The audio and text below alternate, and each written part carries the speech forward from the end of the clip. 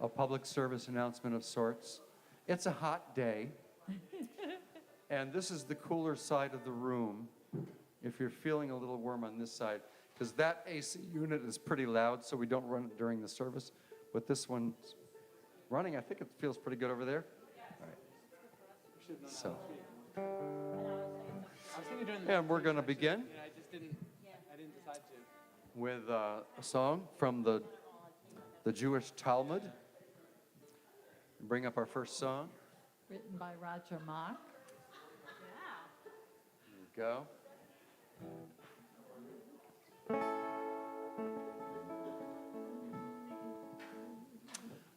And we'll invite you to join us as you're comfortable. Here we go. Probably you know it. 1, 2, 3.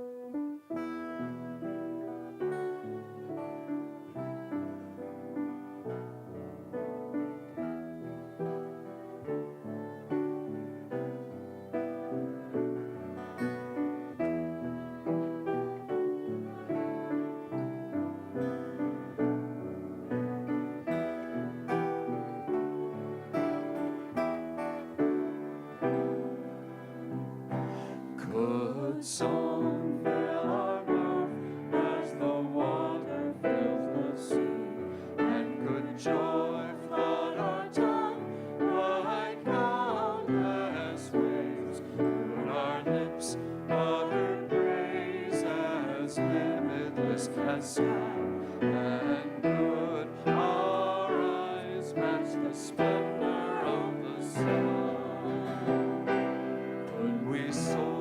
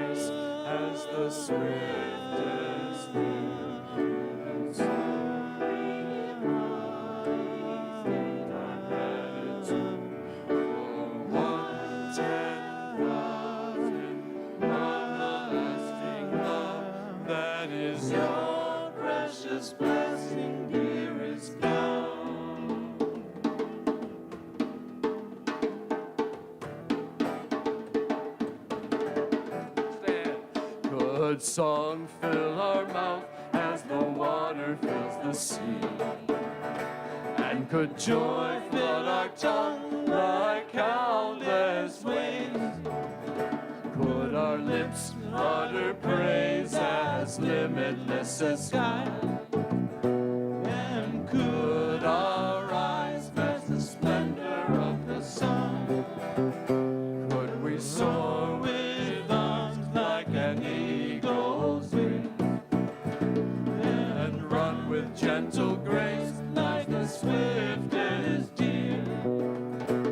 Never could we fully state our gratitude for 1/10,000 of the lasting love that is your precious blessing, dearest God. One more time.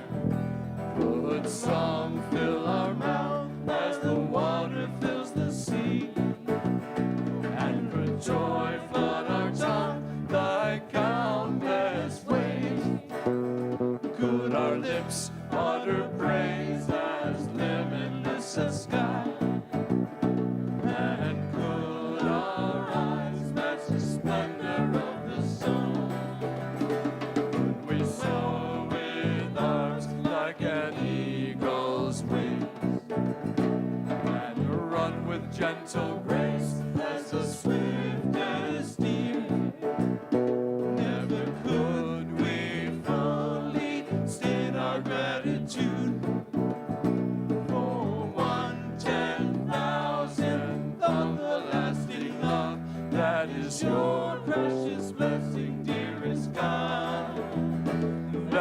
is your precious blessing, dearest God.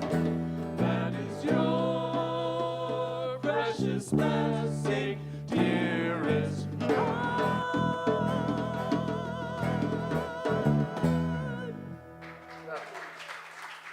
Good morning again. Welcome up, Jerry Patel. He's the man in the plaid shorts walking this way. And the seersucker shirt. Here we go. But he's not the sucker who bought it at Sears. Here we are. Yay! Wow, that was fantastic. That was fantastic. Wow, the energy level just went way up to the sky, huh? Good morning, everybody, and welcome. Welcome, welcome. And look around at our fellow beings, our love offerings, our love beings. Wow, how gorgeous we all are. Very, very nice. Well, I am the platform assistant, and I am going to start with an opening prayer. Now, I was going to have something subtle, but after that music, my God, my energy is like way up here. So let's bring it down into our center. Let us close our eyes if that feels good, or a soft gaze, and just breathe.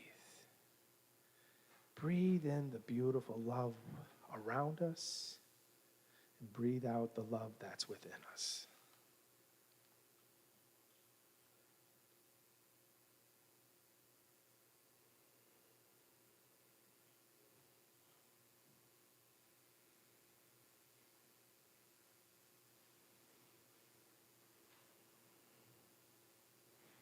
A new day. Dear God, thank you for this new day, its beauty and its light. Thank you for my chance to begin again. Free me from the limitations of yesterday. Today may I be reborn. May I become more fully a reflection of your radiance.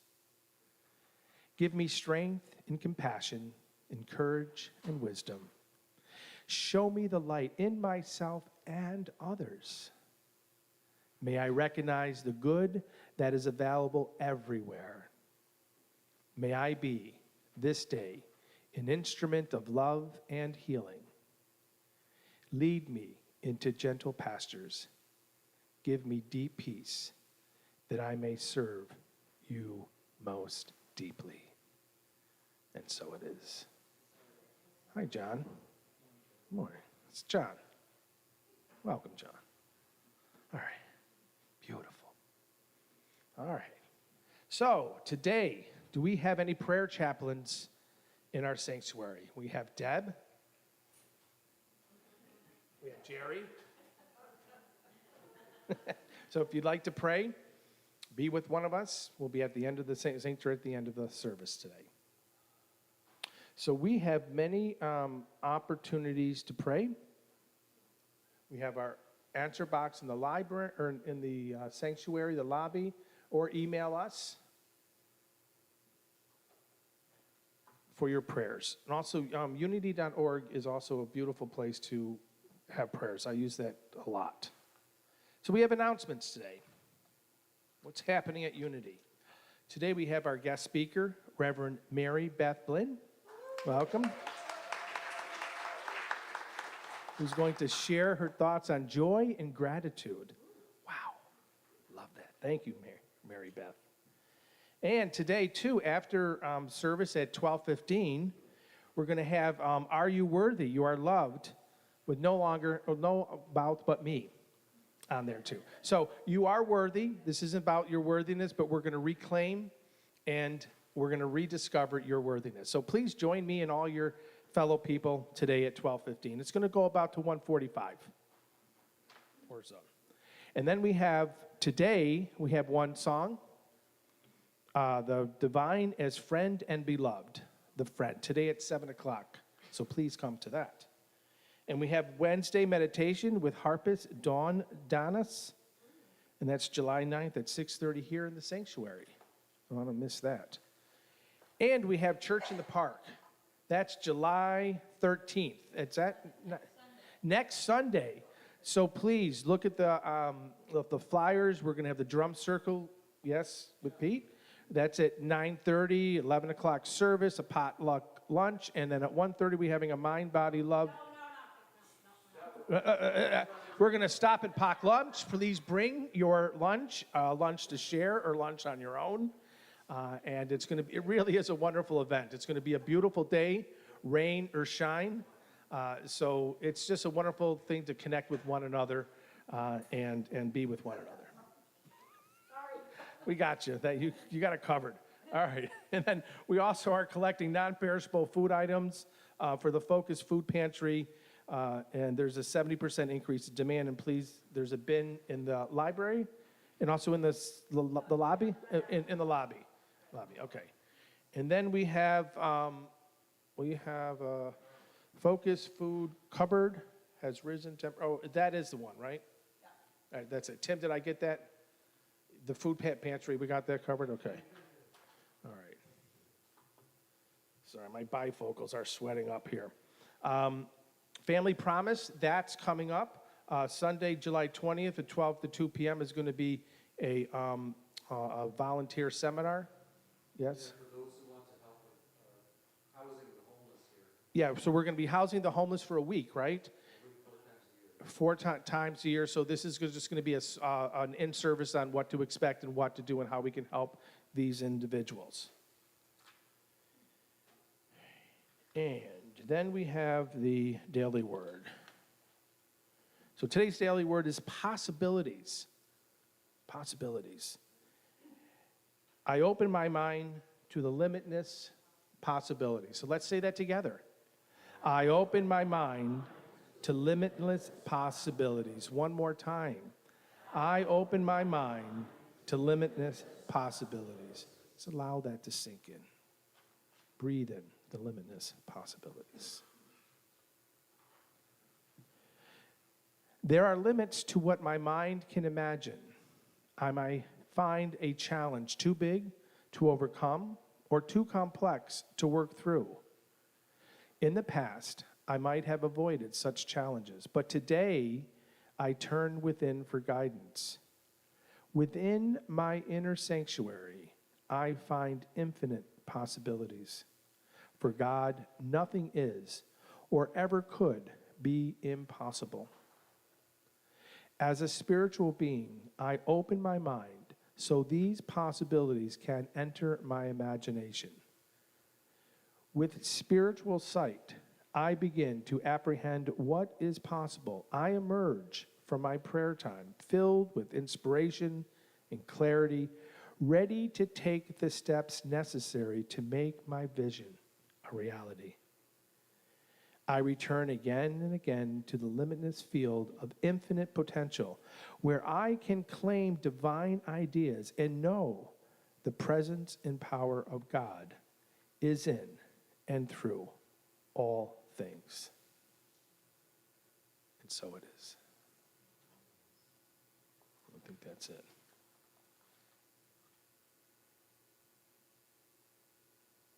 And then we're going to end with song.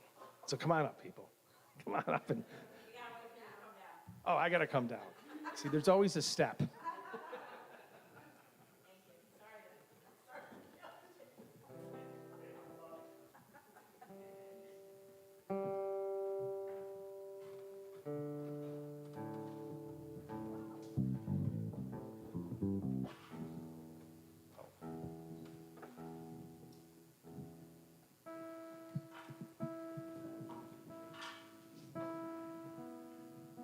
That's a little better.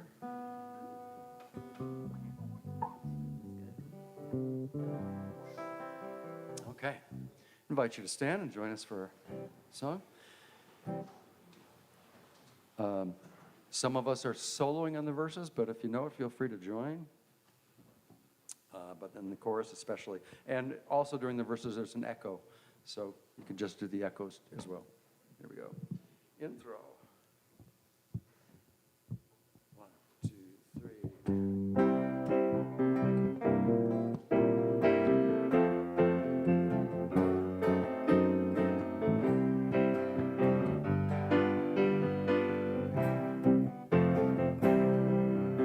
When the walls come tumbling down, I choose joy. I choose joy. When the world starts spinning round, I choose joy.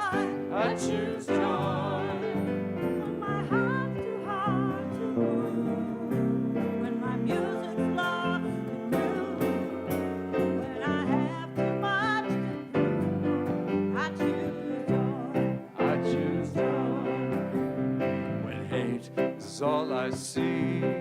I choose joy. I choose joy. When fear won't let me be, I choose joy. I choose joy. When betrayal and lies hide the light from my eyes, I look up to the skies and I choose joy. I choose joy. Joy, joy, joy, joy, joy. I choose joy. Joy, joy, joy, joy, joy. I choose. Try that with us. Yeah. Joy, joy, joy, joy, joy. I choose joy. Joy, joy, joy, joy, joy. I choose joy. This moment right here, I choose joy. I choose joy. All the ones that I hold dear, I choose joy. I choose joy. To be who I must be, all the light to shine in me, for everybody to be free. I choose joy. I choose joy. Joy, joy, joy, joy, joy. I choose joy. Joy, joy, joy, joy, joy. I choose joy. Find the stable ground, peace and hope abound. I hear the sweetest sound, the chains have come undone. Love is all around when I choose joy. This moment right here, I choose joy. I choose joy. For the ones that I hold dear, I choose joy. I choose joy. To be who I must be, for the light to shine on me, for everybody to be free. I choose joy. I choose joy. And everybody will be free when we choose joy.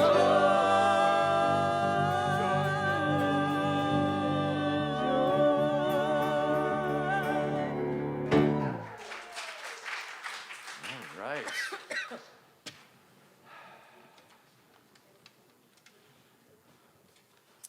And I think we welcome up Mary Myers. That's what's next. Is the air conditioning on? Yeah, it is, but it's really on just on this side because that one's really noisy. So if you don't want to sweat it out, there is some room over here. Feel free.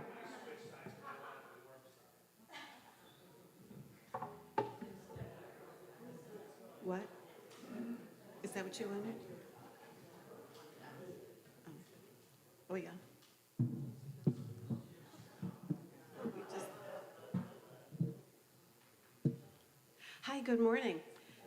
Good morning, Mary. Hi, Jerry, and everybody. So I've never done this before, but I am here to welcome you all, each and every one of you, and we are excited that one more week, and Bridget will be saying this, and she'll be back, and we'll be in the park, and it's going to be just great. And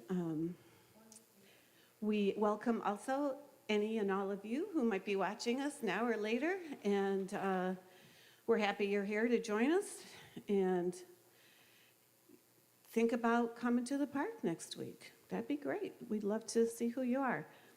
And I want to share our opening prayers that center us in unity. And our first community affirmation is from Eric Butterworth, one of the most prolific unity writers that we read, and we're going to be reading more of coming up. And if you'll say with me, God is the divine givingness of the universe. We are one with the divine flow.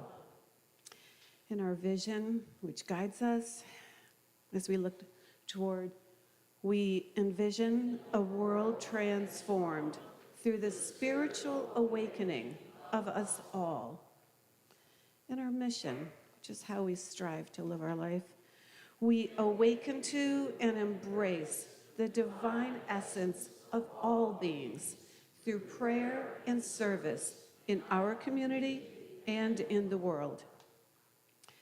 Our affirmation of oneness, the power of Christ's love now releases me from any sense of separation from spirit or others.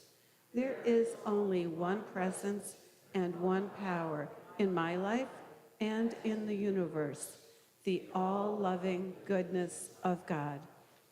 And so it is.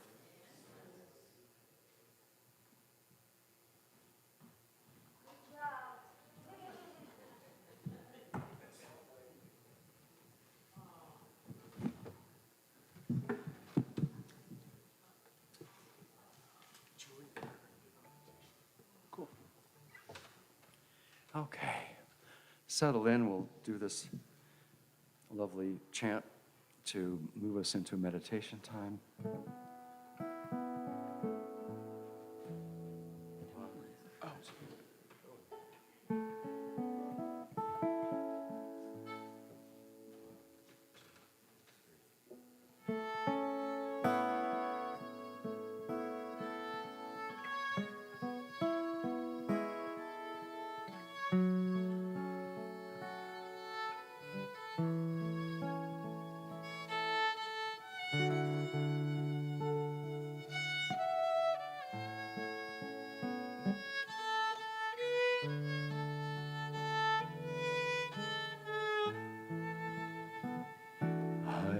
So blessed, I am so blessed, I am so grateful for all that I have.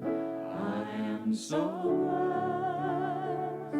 I am so blessed, I am so grateful, I am so blessed. I am so blessed. I am so blessed. I am so blessed. I am so grateful for all that I am. I am so blessed. I am so blessed. I am so grateful. I am so blessed. Softly, ooh it this time.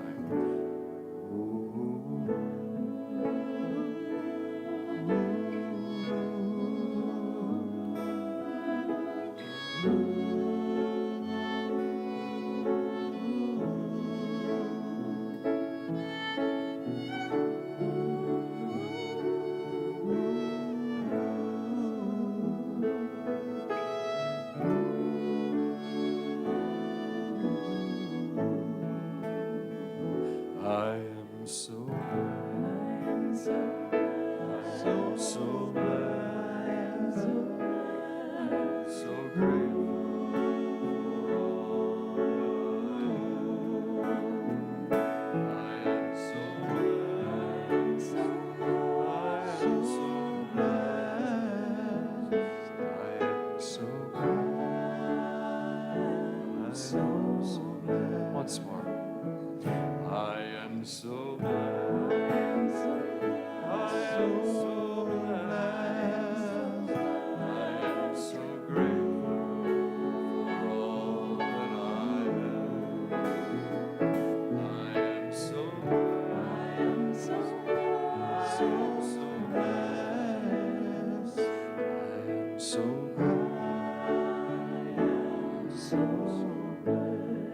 so grateful. I am so grateful. I am so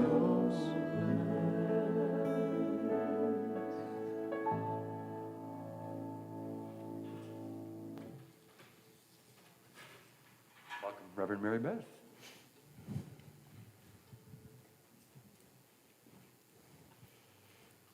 Good morning. We are so blessed. Now, as we begin a time of meditation, the most important thing is that you are comfortable. I invite you to settle into your seats. If you choose to uncross your legs and put your feet flat, that might work for you. You might want to lay your hands in your lap or to put them over your heart. You might want to close your eyes or soften your gaze, whatever is comfortable for you in this moment.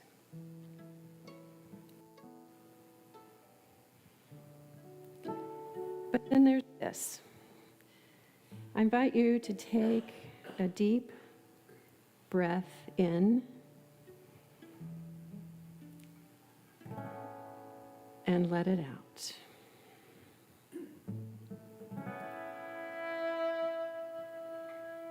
A breath in.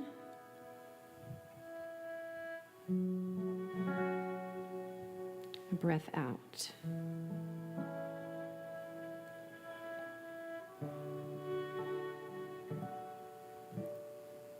And now we're going to focus on the Jewish prayer that we sang earlier with the title of Could Song Fill Our Mouth? But the Hebrew title is translated as The Breath of Every Living Thing. The breath of every living thing. So breathe. Breathe in slowly and breathe in and out, refreshing and renewing the life within us.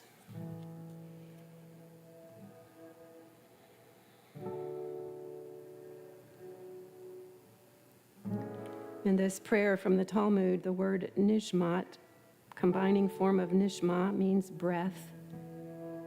Begins the prayer, and it's related to the word neshama, which means soul, suggesting that the soul is part of the breath of all life. So the invitation continues to be, let your breath go in and out. Fill your soul with life, breathing in and out.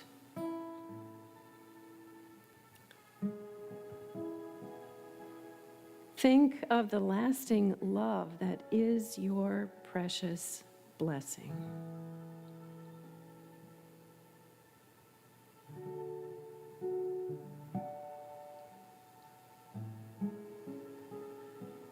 If you're like me, there are lots of thoughts going through your mind as you breathe. Some of them are simply distracting, others are despairing.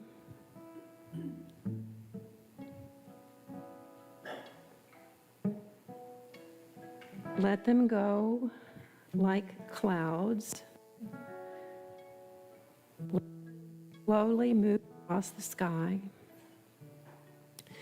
Like clouds, you cannot push them away, just let them float away.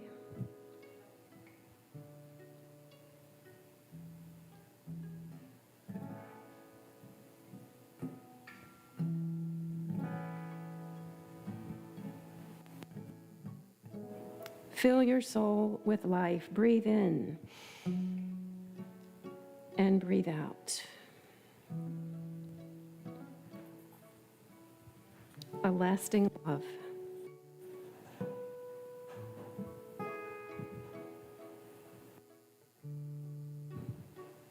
Fill your soul with life in and out.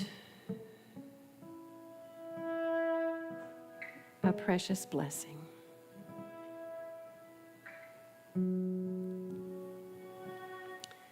now let's just be quiet for 3 to 4 minutes of breathing, letting go, and filling your soul with life.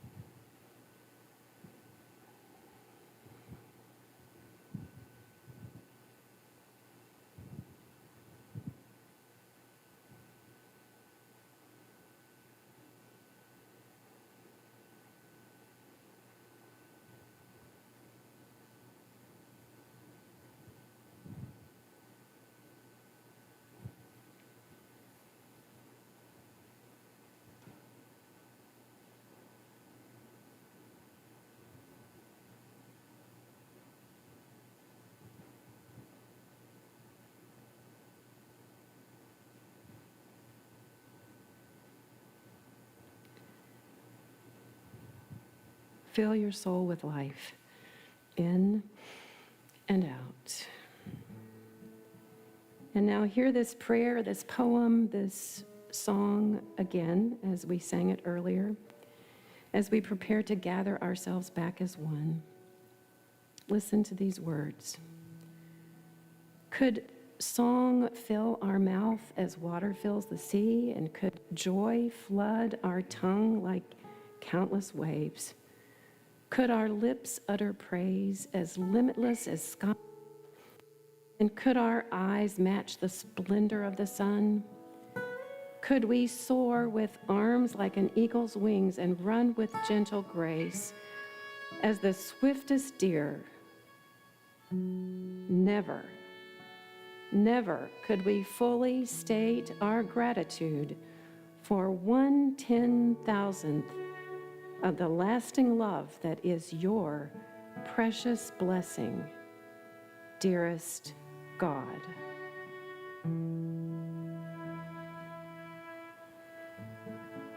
And now, returning to this space, our souls are filled with life.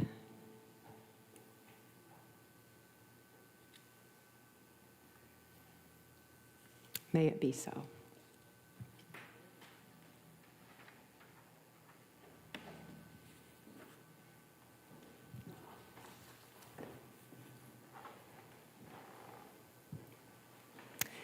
I first saw this building in December of 2021.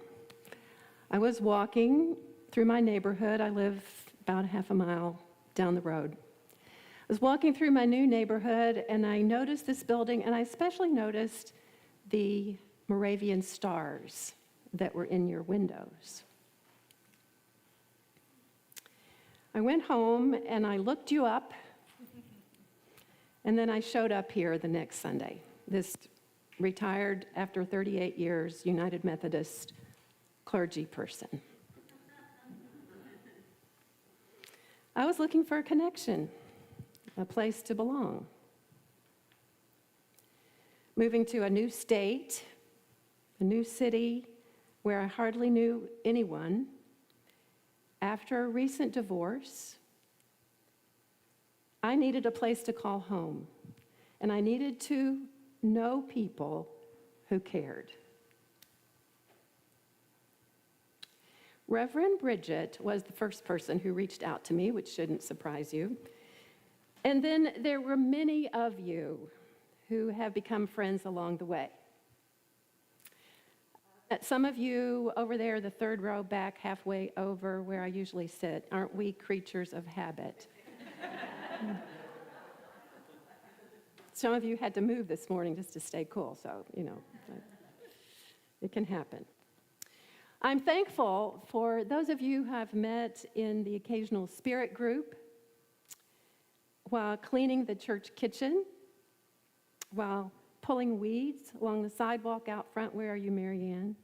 Okay. While talking about and seeking to do social justice. I've connected with you at the church retreat. I've survived with you 95-degree heat during a yard sale raising money for a well in Africa. And I've connected with many of you over food, chatting, getting to know one another. So I'm really grateful for those Moravian stars, which are hanging still. You notice it's not Christmas, it's not December anymore. They're hanging still. They bring me joy because they brought me to you.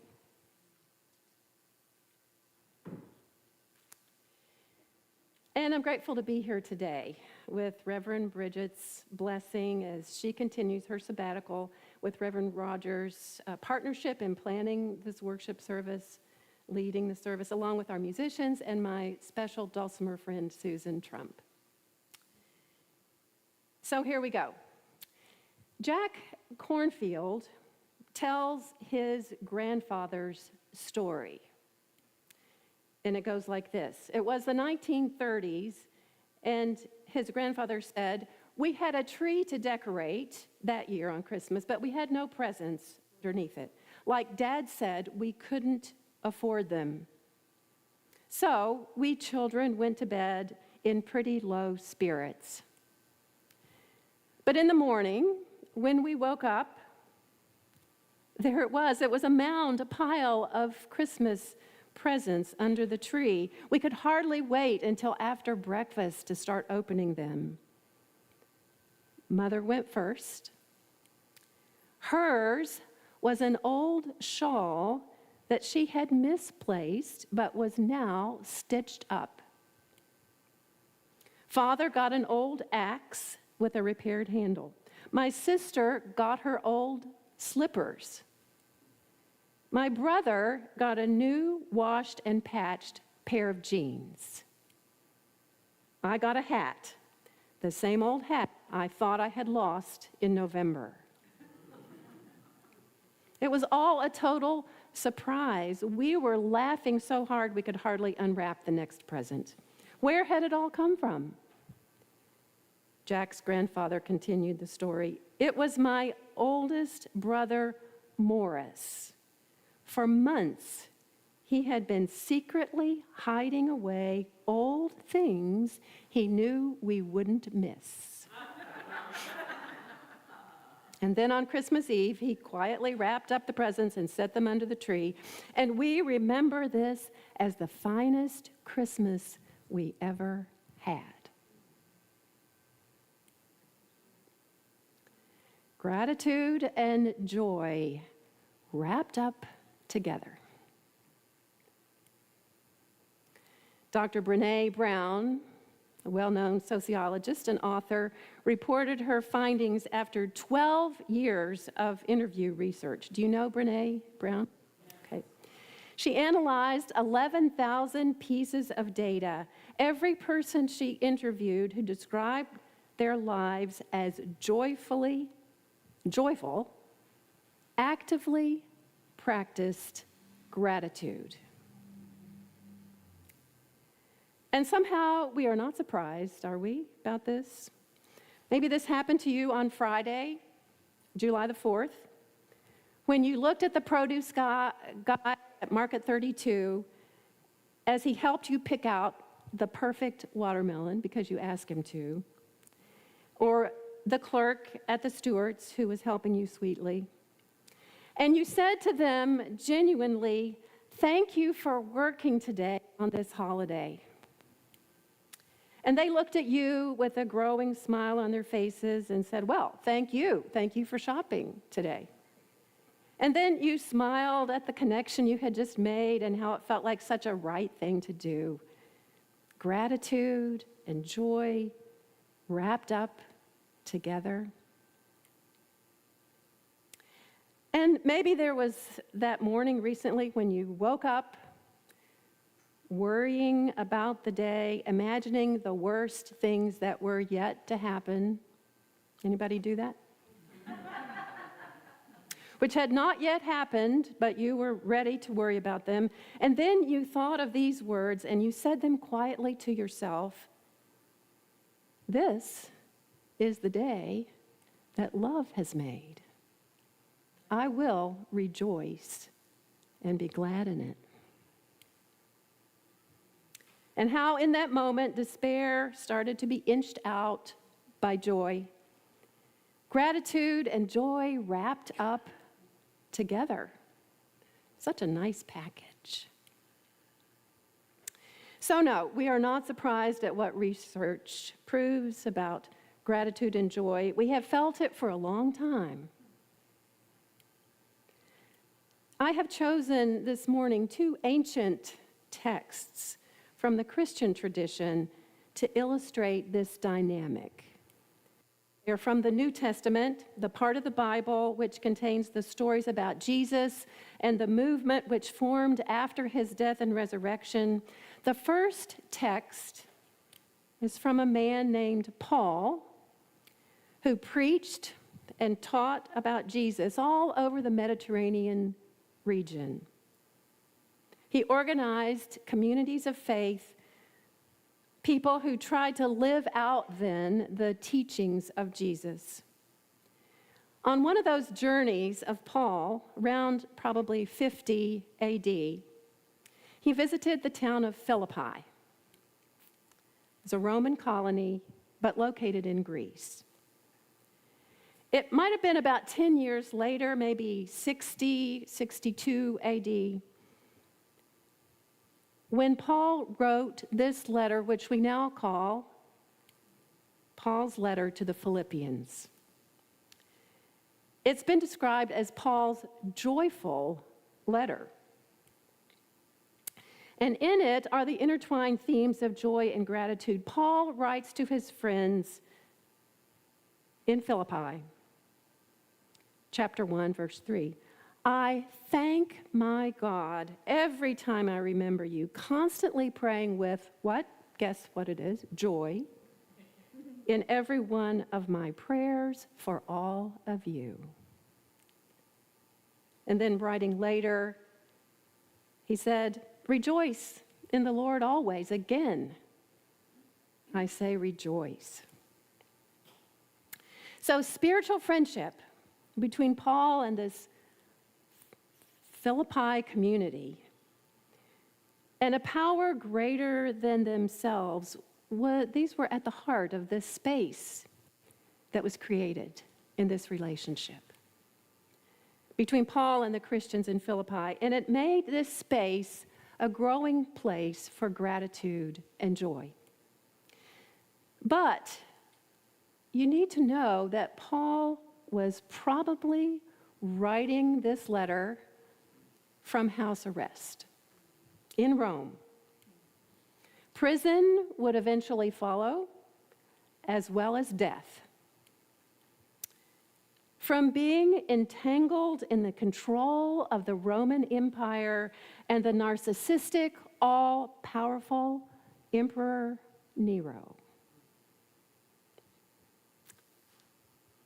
Often persecuted and treated like a criminal, Paul must have had some very bad days.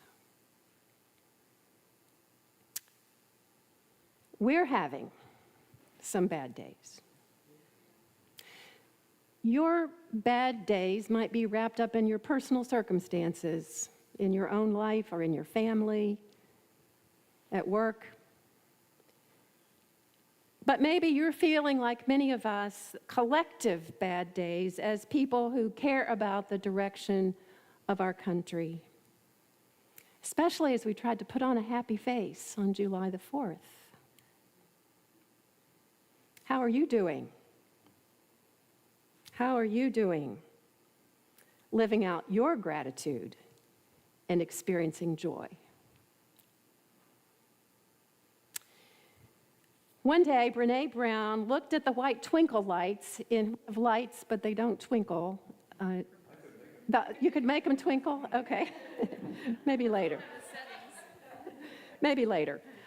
But she looked at the twinkle lights in her living room, and she wrote in her journal, "Twinkle lights are the perfect metaphor for joy. Joy is not a constant. It comes to us in moments, often ordinary moments. Other times, we are so afraid of the dark that we don't dare let ourselves enjoy the light." In Brown's book, The Gifts of Imperfection, she talks about this thing which happens to some of us, which we feel when we're in the dark. It's the fear, it's the despair that we never talk about. And it perhaps looks like this for you.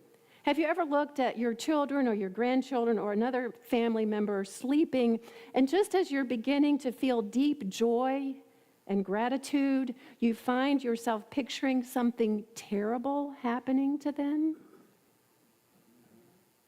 Maybe you never have, but if you have, you know what I mean. You're not the only one to experience this. Or another scenario is when you're thinking about your loved one arriving home from a long trip, and then suddenly you imagine a tragedy keeping them from you. In an interview with Oprah Winfrey, Brown calls this trying to dress rehearse tragedy. To beat vulnerability to the punch. We can be overcome by our natural vulnerabilities and fears, letting them override our experience of deep joy and gratitude. And when this happens, Brene recommends interrupting this process and saying out loud, "I'm feeling vulnerable. That's okay. I'm thankful for my child. I'm thankful for my loved one."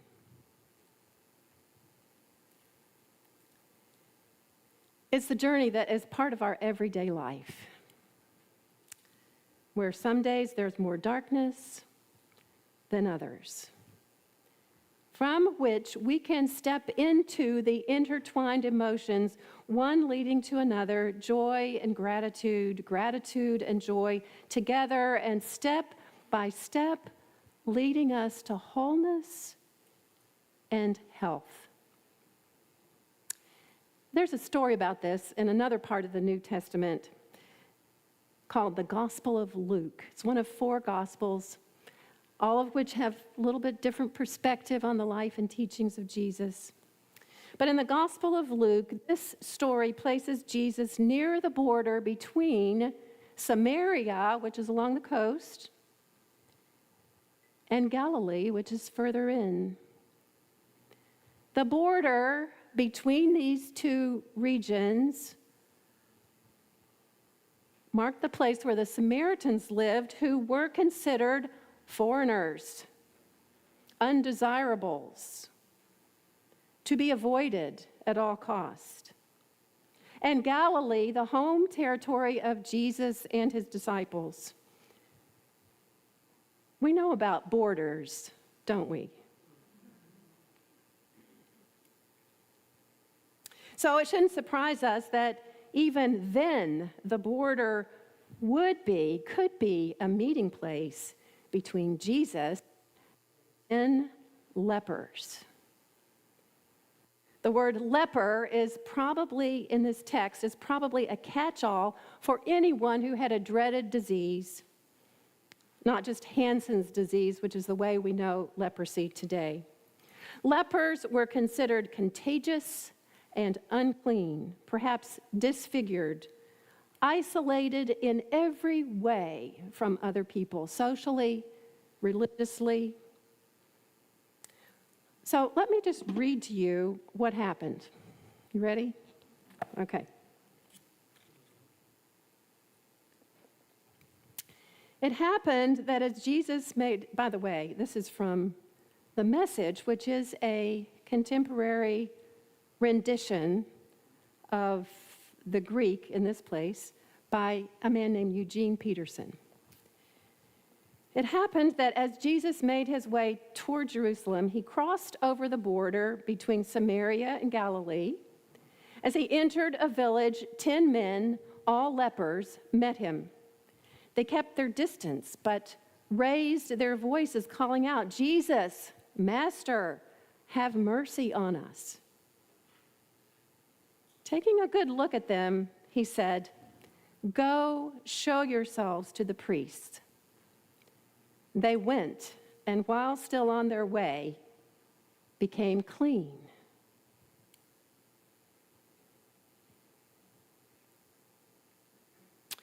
One of them, when he realized that he was healed, turned around and came back, shouting his gratitude, glorifying God. He kneeled at Jesus' feet, so grateful. He couldn't thank him enough. And he was a Samaritan. Jesus said, "Were not 10 healed? Where are the 9? Can none be found to come back and give glory to God except this outcast?" And then he said to him, "Get up, on your way. Your faith has healed and saved you." Your faith has healed and saved you. It was the outsider, of course, who chose joy by being grateful. And Jesus was always connecting with outsiders, and they with him. The story ends with Jesus saying 2 very interesting things. First, where are the other 9? Where are they? And to the Samaritan, your faith has made you well, whole, healed. So here's the crux of the matter. We are all in this story one way or another. Are we first among the 9 who must have experienced joy when they started feeling like they were becoming whole, healed, but that didn't translate into any outward sign of thankfulness? Are we one of those, or are we like the one who came back to say thank you, making a spectacle of ourselves? We are so filled with stupendous joy. Are we the one? And then this question, do we realize that we have a role to play in our own healing, in finding goodness and joy in life? I know that here at Unity, we think about that a lot, the role that we play, bringing our own healing. Jesus said, "Your faith has healed and saved you." We are co-participants in the process of healing and wholeness. It's up to us, even in the darkest time, to look for that tiny spot of light, that little spark of joy, that one thing that we can be thankful for, and speak it. Maybe even shout it. Maybe even laugh it. Maybe even share it. Well, you might say, I can't just choose joy. I'm in fact down in the depths of despair at this moment. But maybe you're right. Maybe instead you could think of it this way. Maybe you could choose or practice gratitude first, which leads to joy. Gratitude can be learned. Gratitude can be taught. What is it we say to our children? Say please and thank you. It's more than just a lesson in politeness. It's a way of life. It's part of who we can become. And so I invite you to start here. Write a thank you note to someone and sign your name. That means it has to be paper and pencil or pen. What kind of joy did my 3-year-old granddaughter, June, feel when she signed her name to a birthday thank you note? And it was with a backwards J and an upside down U and an unnecessary S. And I'm not sure how deeply a 3-year-old feels joy at a thank you note writing, but it brought me joy when I opened it in the mail and I realized that she was being taught the practice of thankfulness. She turned 10 last month, and I just want to show you the birthday card she sent me. The thank you note. She knows how to spell her name now. She loves to write it in cursive. And I just love to think about the gratitude and joy that we have between the two of us.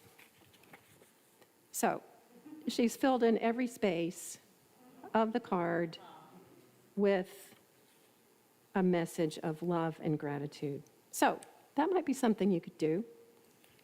Write a thank you note, sign your name. But what else? Keep a gratitude journal or a calendar where you can write down one thing every day that you're thankful for. Start slow. There was an article in the Times-Union a few weeks ago. I cut it out because I knew I was going to talk to you about this. That referenced a woman named Allison Jones who suggests this. Before getting out of bed, name 3 things you're grateful for. Little things, big things, different things every day. And she also said, find a gratitude buddy, somebody who you can, communicate with and say, here's what I'm thankful for today. What about you? Try this. At mealtime, think of one thing you're thankful for. If you're in a table with other people, go around the circle and say, what are you thankful for today? And then thank out loud the people who serve you each day, the clerk, the bank teller, the trash collector. I'm not saying you go out at 4:30, but if your trash gets picked up at a decent hour, plant yourself by your trash cans, just pulling weeds or something.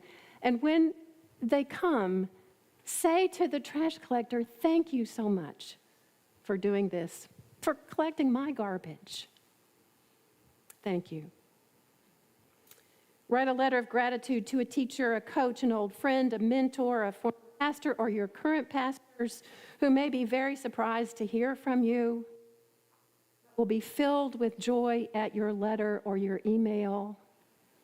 And don't tell her I said this, but I can't imagine a better way to come back from a sabbatical energized and ready to minister with you than for Reverend Bridget to find in her inbox or her mailbox a very specific word of gratitude from you.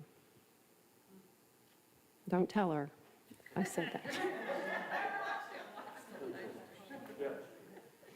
So this is how we're going to close. Steve Garnis Holmes, who is a spiritual leader who lives in Maine, he happens to be a retired United Methodist pastor as well, writes a poem 5 days out of 7 every week. And he posts it on his blog called Unfolding Light. And I get an email. But last week, this poem popped into my inbox, and I want to share it with you. It's called Before You Despair. And it will be read by Steve himself. So quiet your heart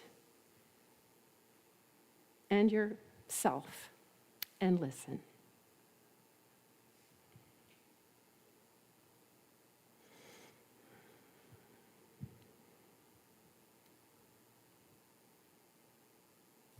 Before you despair. Before you despair, give thanks for the miracle that you are here, that your flesh has sustained you. For all those who have loved you, even poorly, along the way, mostly unnoticed. For all those who do not despair, and the grace sustaining them. For the people who were the words of the teacher written for you, and those who were merely the blackboard. For all the beauty in the world, every bit, not just the sunset, but the earth, the sun, the eyes. For your own forgiveness, it's a fact. Don't argue. Write it down. For all those little moments that showed what you were hoping for, the unexpected gift, the healing of a wound, the little wren that came close, the child's laughter that once broke the balloon of your sorrow. For Emily Dickinson and the color green and thumbnails and that whales sing, give thanks for each one. Don't leave any out. List them all. Perhaps your despair will forget what it wanted to say. But if it remembers, give thanks for the grace to despair and carry on. If you're like me, you didn't catch all that the first time through, so we're going to listen to it one more time.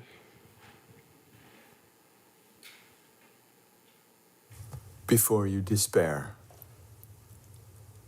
Before you despair, give thanks for the miracle that you are here, that your flesh has sustained you. For all those who have loved you, even poorly, along the way, mostly unnoticed. For all those who do not despair, and the grace sustaining them. For the people who were the words of the teacher written for you, and those who were merely the blackboard. For all the beauty in the world, every bit, not just the sunset, but the earth, the sun, the eyes. For your own forgiveness, it's a fact. Don't argue. Write it down. For all those little moments that showed what you were hoping for, the unexpected gift, the healing of a wound, the little wren that came close, the child's laughter that once broke the balloon of your sorrow. For Emily Dickinson and the color green and thumbnails and that whales sing, give thanks for each one. Don't leave any out. List them all. Perhaps your despair will forget what it wanted to say. But if it remembers, give thanks for the grace to despair and carry on.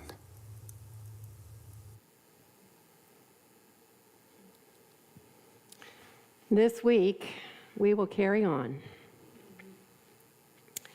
We will practice gratitude, and we will choose joy.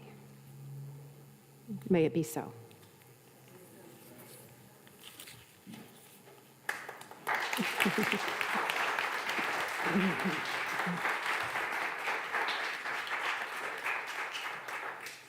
All right. Thank you so much, Mary Beth.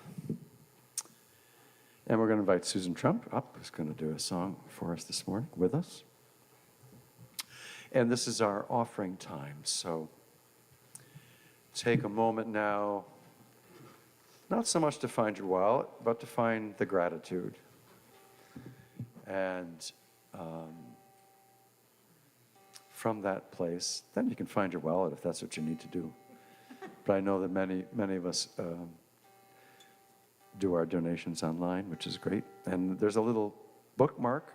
If you do the online giving, you can just throw that in the basket as your way of saying, I'm part of this too, if you see one near you. And then we'll say together our offering blessing. Together, divine love. Flowing through me, blesses and multiplies all that I have, all that I give, and all that I receive. We are blessed to know that Spirit is our source. Thank you, Father, Mother, God. And so it is. Amen. What a wonderful reminder Gratitude and joy, thank you so much for that message. I needed it. I don't know about the rest of you. And thank you for inviting me to sing today. Mary Beth and I met not only here, but also at our Mountain Dulcimer Club in Albany. So we're Dulcimer friends and Unity friends, and that's lovely. So I thought maybe in keeping with your theme, the song Keep on the Sunny Side, which was actually written by a woman named Ada Blankhort. And she was given early in her life the task of caring for an invalid nephew. And he always wanted his wheelchair pushed down to the sunny side of the street. And his constant repetition of this inspired her to write the song Keep on the Sunny Side, which was taken by the Carter family as their theme song.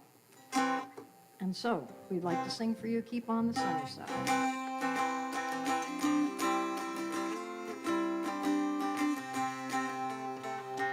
There's a dark and a troubled side of life. There's a bright and sunny side too. Though we meet with the darkness and strife, the sunny side we also may view. Keep on the sunny side, always on the sunny side. Keep on the sunny side of life. It will help us every day. It will brighten all the way. If we keep on the sunny side of life.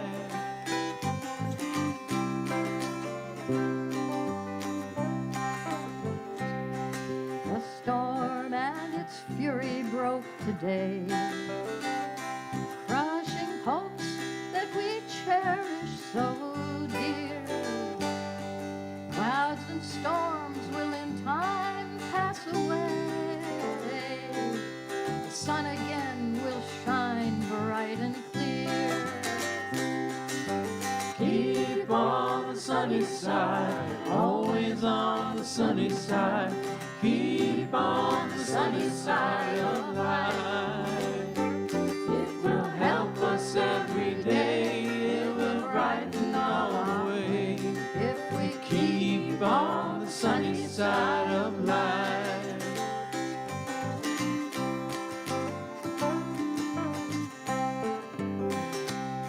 Let us greet with a song of hope each day. Though the moment be cloudy or fair, divine love surrounds us always and keeps us everyone in its care. Keep on the sunny side, always on the sunny side. Keep on the sunny side of life. It will help us every day. It will brighten all the way. If we keep on the sunny side of life. Let's sing that one more time because it's so much fun. Keep on the sunny side. Keep on the sunny side, always on the sunny side. Keep on the sunny side of life. It will help us every day. It will brighten all the way. If we keep on the sunny side of life. If we keep on the sunny side of life.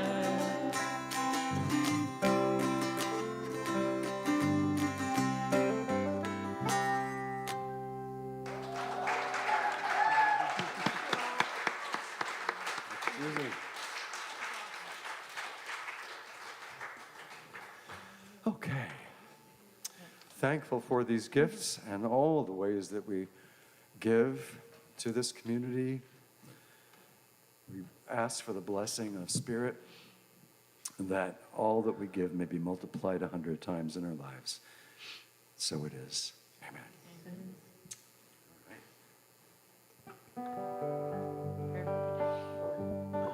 And then we have our do our prayer for protection, let's take a minute to think about the needs of the world, the needs of our loved ones and ourselves. And for a few moments of silence, invite you to speak any words quietly into this circle of prayer for those that need our prayer. Sending out our prayers in particular to the hill country of Texas, where there was flooding and really tragic results. So, in silence.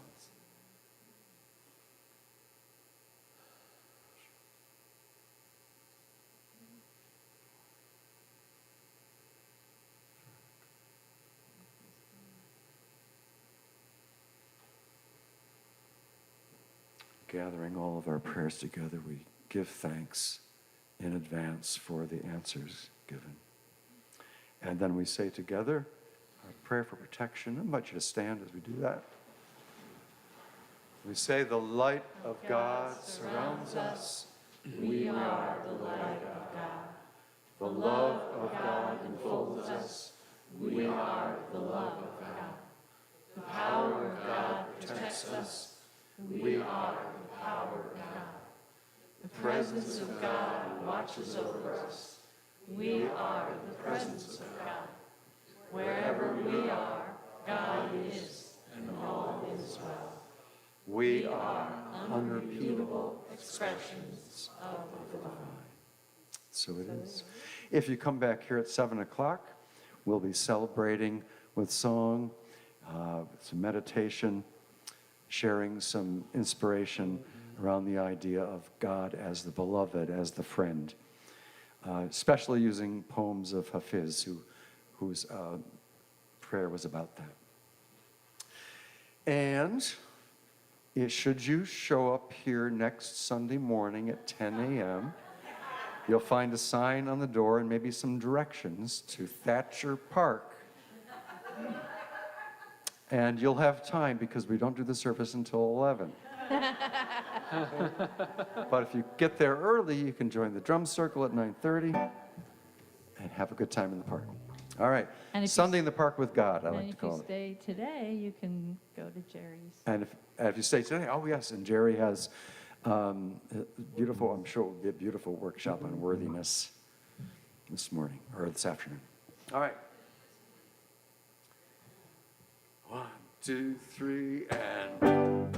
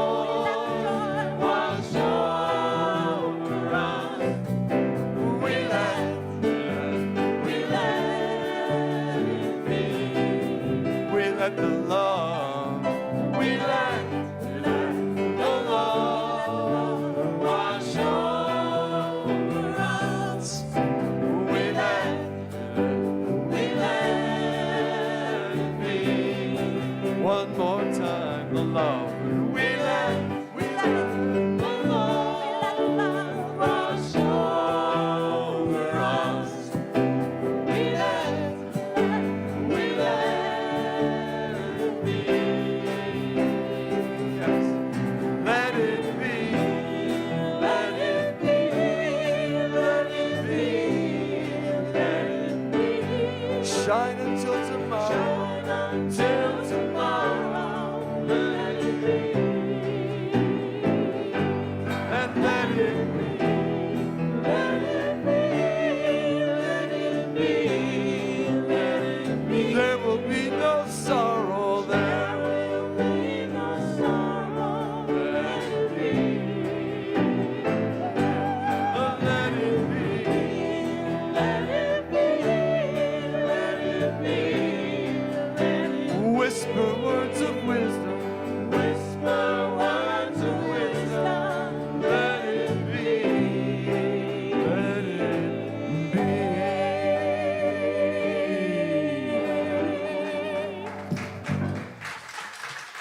Blessings.